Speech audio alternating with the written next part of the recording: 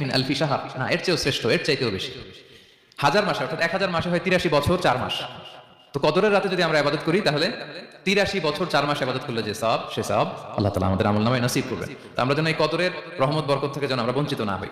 তো রাসূল সাল্লাল্লাহু আলাইহি ওয়াসাল্লামকে সান্ত্বনা দেওয়ার জন্য যে হে নবী আপনি চিন্তিত হবেন না, বনি ইসরাইলের অনেক লোক হাজার বছর হায়াত পেয়েছে, শত শত বছর ইবাদত করেছে, জিহাদ করেছে, তারা হায়াত পেয়েছে বেশি কিন্তু তারা কদর পায়নি। আর আপনার উম্মতকে আমি হায়াত দিয়েছি কম কিন্তু তাদেরকে কদর দিয়েছি।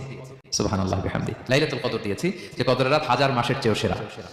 তো এই কদরের রাতকে আবার লাইলাতুল মুবারাকাও বলা হয়েছে। ইন্না আনজালনাহু ফি লাইলাতিন মুবারাকা, এটা বরকতময় রাত।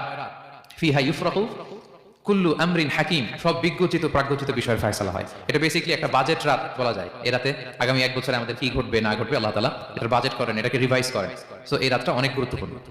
তো এই কদরের রাত এটা কবে, এটা স্পেসিফিক ছিল, মানে সুনির্দিষ্ট ছিল। রাসূল সাল্লাল্লাহু আলাইহি ওয়াসাল্লাম আমাদেরকে জানাতে চেয়েছিলেন কবে, কিন্তু রাসূল সাল্লাল্লাহু আলাইহি ওয়াসাল্লাম জানাতে পারেননি। সহিহ বুখারীতে এসেছে যে রাসূল সাল্লাল্লাহু আলাইহি ওয়াসাল্লাম খারাজান নবী সাল্লাল্লাহু আলাইহি ওয়াসাল্লাম লিইউখবিরানা বিলাইলাতিল কদর। উবাদা ইবনে সামিত রাদিয়াল্লাহু তাআলা বলেন রাসূল সাল্লাল্লাহু আলাইহি ওয়াসাল্লাম আমাদেরকে জানাতে বের হয়েছিলেন যে কবে কদরের রাতটা। ফাতালাহা রাজুলান মিনাল মুসলিমিন, হঠাৎ মুসলমানদের মধ্যে থেকে দুইজন ঝগড়া লাগলো, তর্ক লাগলো। আর রাসূল সাল্লাল্লাহু আলাইহি ওয়াসাল্লাম হঠাৎ করে ওই ঝগড়ার দিকে খেয়াল করলেন, ওই দিকে খেয়াল করে ওই তারিখটার কথা তিনি ভুলে গেলেন। ফারুফিআত, রাসূল সাল্লাল্লাহু আলাইহি ওয়াসাল্লাম বললেন আমার হৃদয় থেকে, অন্তঃকরণ থেকে এটাকে উঠিয়ে নেওয়া হলো।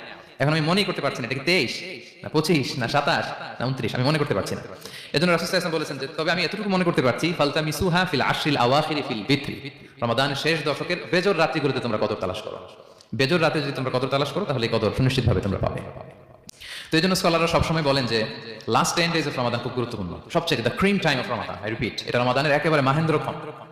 এই 10 দিনের যে কোনো 10 রাতের যে কোনো রাত কদর হয়ে যেতে পারে, বিশেষ করে অড নাইটস গুলো 21, 23, 25, 27 এবং 29, যে কোনো দিন হয়ে যেতে পারে কদর।